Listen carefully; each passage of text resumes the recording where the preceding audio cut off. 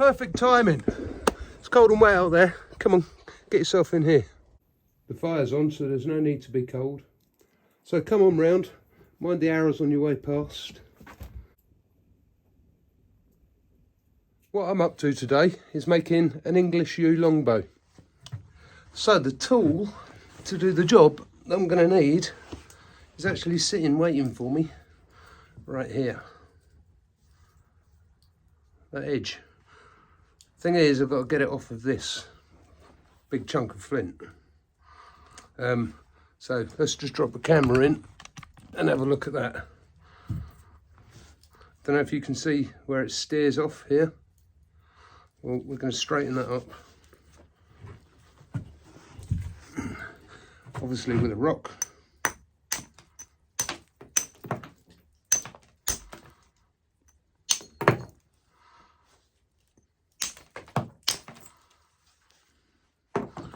And now that's a nice straight line. And it's from this end up here, right here, that I'm going to try and send a flake all the way down. So you get the idea?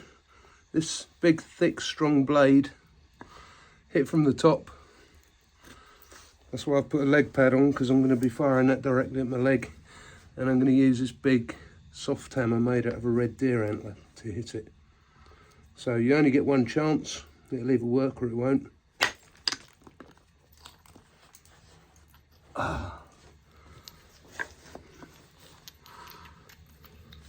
And it didn't.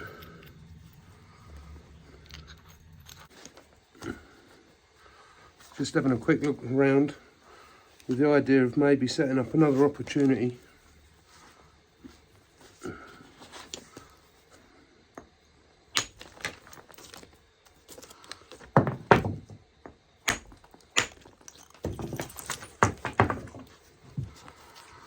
That would also be quite a formidable tool.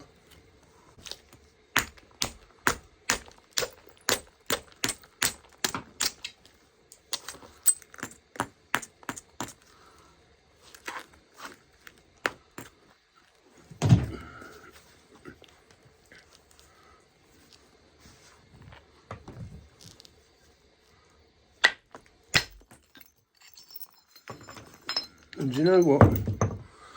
I reckon that this is exactly what we're going to be needing.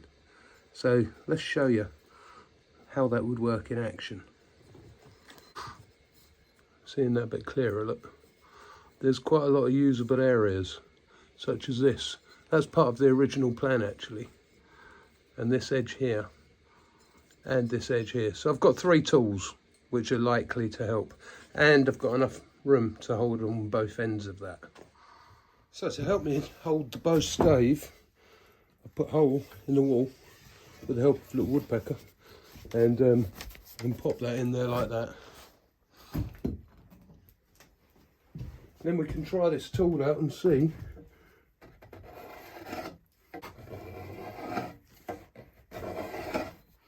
There's going to be different sides on this and they're going to work differently. This was the original, let me just check that. No, this was the original tool that I was after. It's a bit aggressive that way. Let's try it up the other way. It doesn't work too bad, but I think the most effective edge that I just found was this one. In fairness, they all work pretty good.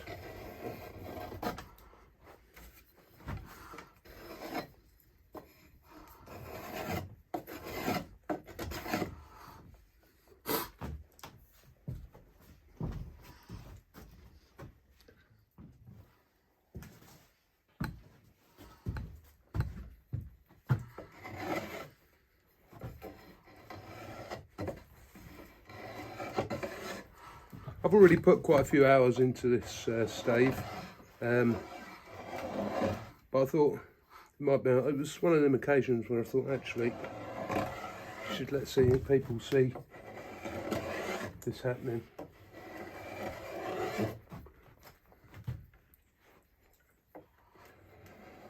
And quite often when people come on courses with me, when they're making bows, they want to use a tool called a spoke shave.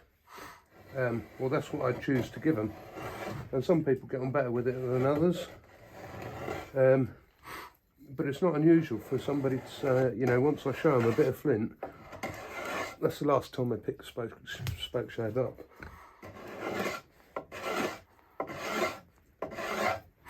Just taking this out of here for a second. I quite commonly will clamp a bow like this and just work on it where I can see down it. You know, I can see a lot of what's going on, see where I'm leaving little bumps behind.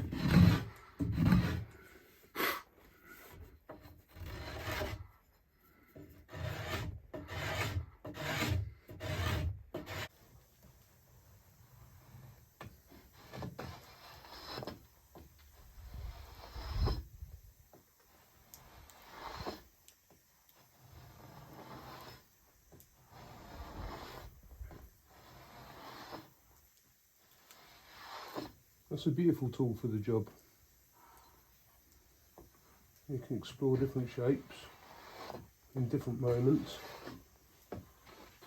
So what I've got to start finding out is how this bends. And I can push against it like that, and that feels good. Like that. The only trouble is I can't really see it properly, so therefore I'm going to need to make a string, and that's not going to be as easy as it might sound. Let me show you why. That's my string. It's flax, and what I've got to do is I've got to get the fibres out of this, which is currently surrounded, or it's currently the fibres are surrounding a hard husk, so I've got to get all the hard husk out, and there's going to be quite a bit of work just there.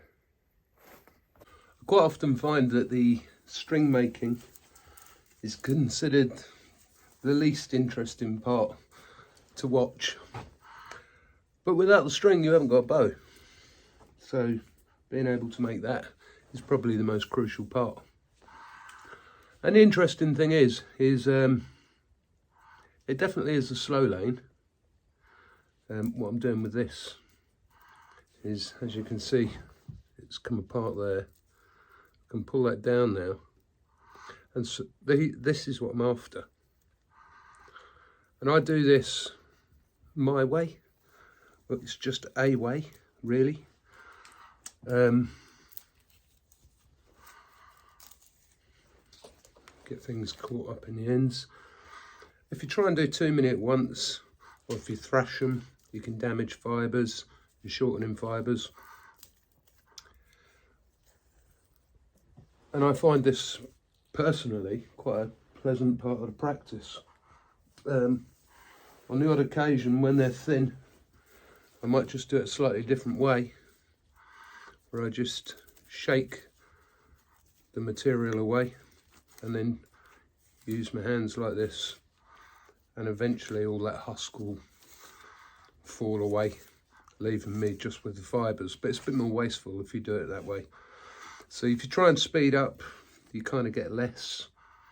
You slow down, you get more.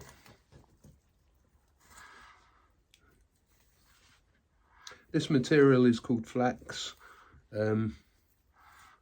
otherwise known as linen.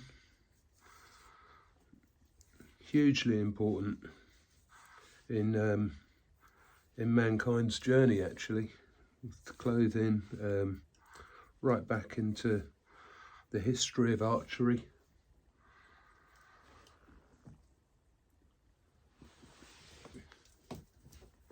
And so when I do this, I basically settle myself down. I'm surrendered to the fact that I'm going to be sitting here for a little while.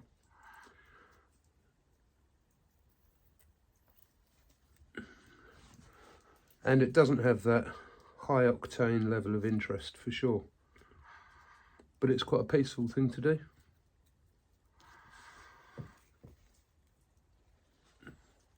Anyway, I've been at this now for some time, and I've got this lot together. So it'd be a good time to perhaps start and show you how I would begin to make the string. And in the beginning of making a string, you technically learn everything you need to know about making a string for a bow. So what I need to do is separate enough material from this bunch, and it needs to be, so I've got that much off at the moment. But if I roll that like that, that's going to be twice that thickness. So I might just have a little bit too much there just at the moment. So I'll take another small proportion away from that. Just store that down there.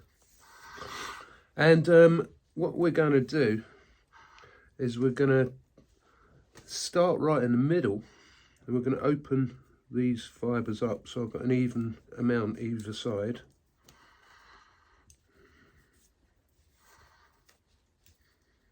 As you can see, I'll actually separate them two entirely from each other, and then we've got that. And the first thing I'm going to do is create the loop that is going to be on the end of the bow. And just feeling that, I can instantly tell, actually, that's not quite heavy enough. It would work, but it wouldn't last forever. So I'm going to put back in what I took out.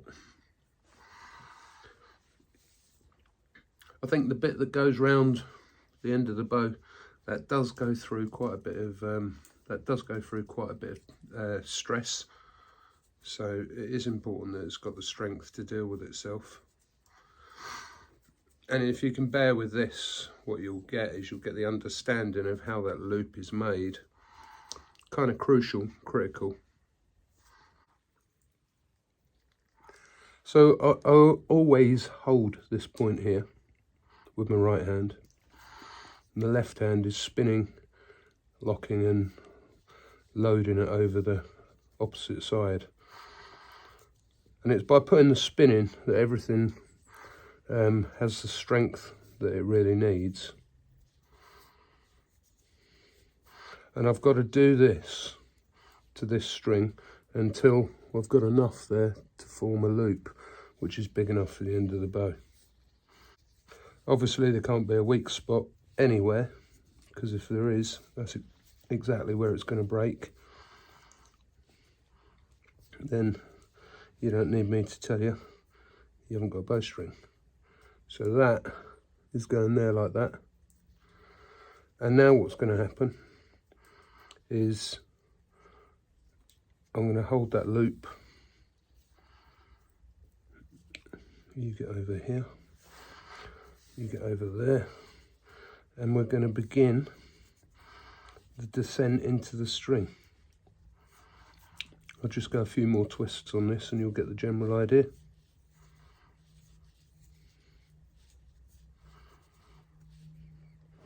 So what we now have is we have that major part of the actual bowstring, wouldn't you say?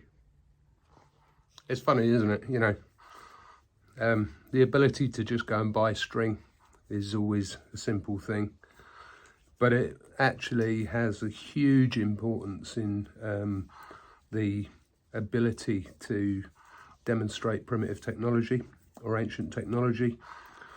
You know, it's the opposite to cutting, slicing, chopping and separating. It's the ability to put everything back together again. And I think that it's one of the leading factors in how I make some of the stuff that I produce look good, is the fact that I go to natural materials to put things together.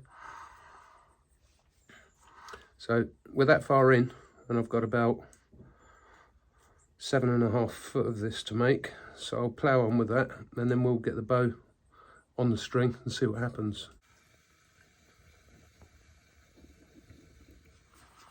So back to the bow. Now we have the string made, it's time to start cutting some notches in.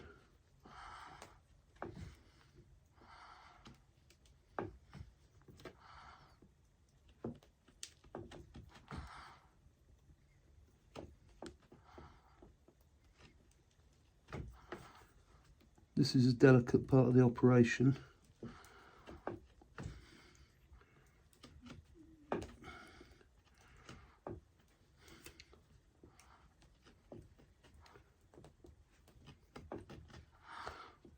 The notch is not going to be flat, it's going to rotate round from the back of the bow into the belly. Quite gently, thinking about the fact that it's got to carry the string without cutting into the string as well. We've got a little deeper to go in there yet. Well, here we are then.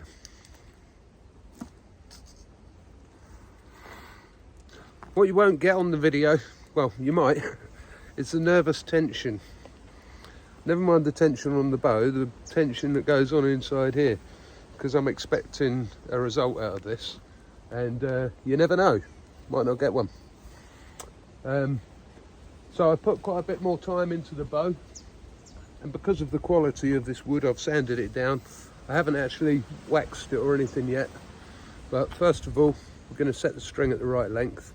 So we'll pop that over there, and that's got a good harness into that. And then I'll put the bow out in front of me, and 4 inches before the end of the bow, all I'll do is carry the string over my thumb, like so. And then we're going to go round, take the thumb out of the hole, and then we'll go through here, tighten it up. I'm going to do that 3 times.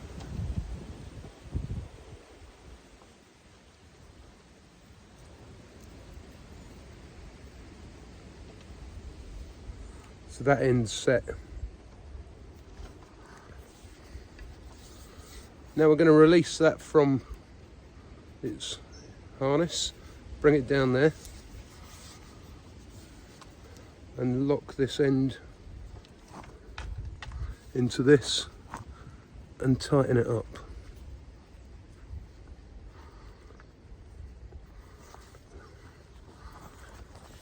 And so the bow's loaded with its string. So it's time to see what happens. I don't know if I can get on the string yet. I've got a suspicion that I can. So we're like this. We're gonna go.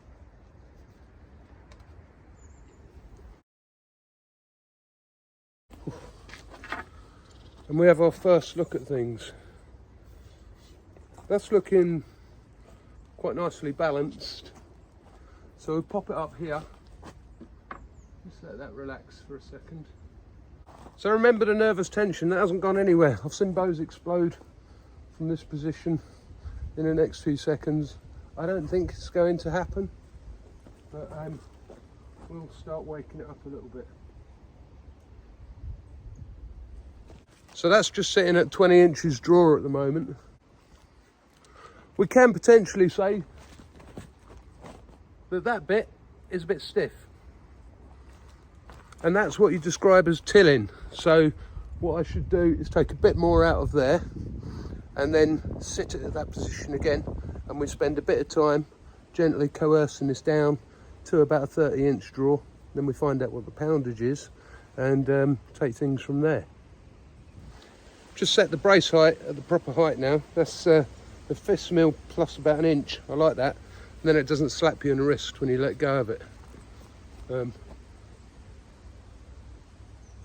I reckon that's got about 48 to 50 pound at 30-inch draw.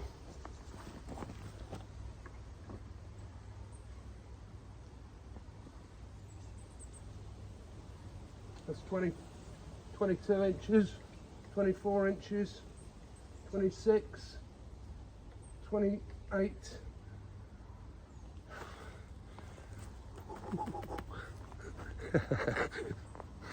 They usually hurt if they go off as well, right? I need to see that string there, 30 inches.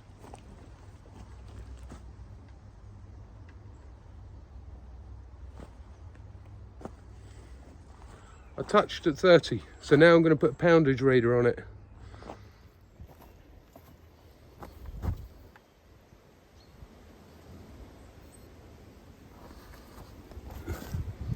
Right, let's see what we got at 30 inches. 43 pound at 30 inches.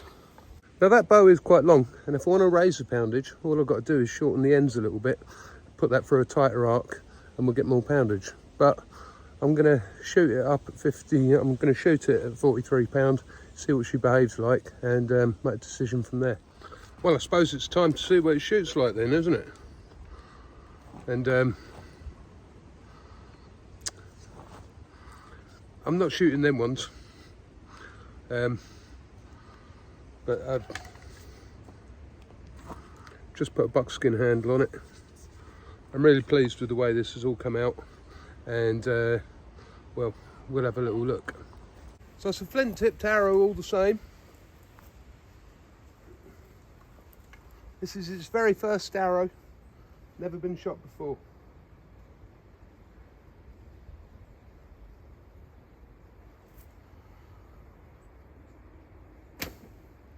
Hey, feels awesome. I don't know if you heard that, but that was sweet.